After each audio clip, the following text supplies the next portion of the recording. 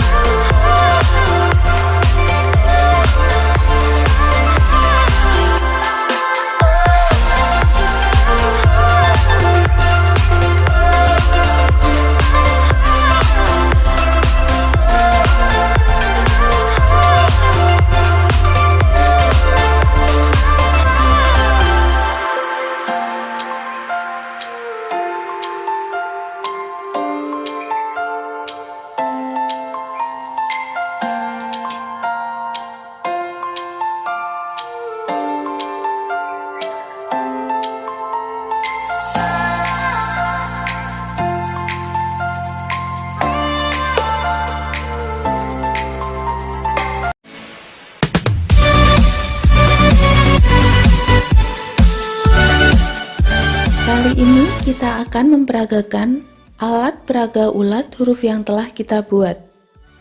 Pertama, tentukan kata apa yang akan kita tempel. Contohnya, kata makan. Kita tempel per huruf. M, A, Ma, K, A,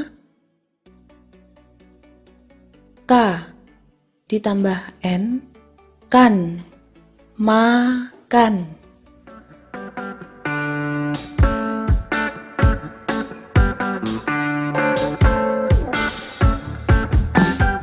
Kemudian kita bisa menempelnya dengan angka. Kita tempel angka 1, angka 2, angka 3, angka 4, angka 5, angka 6, angka 7, angka 8.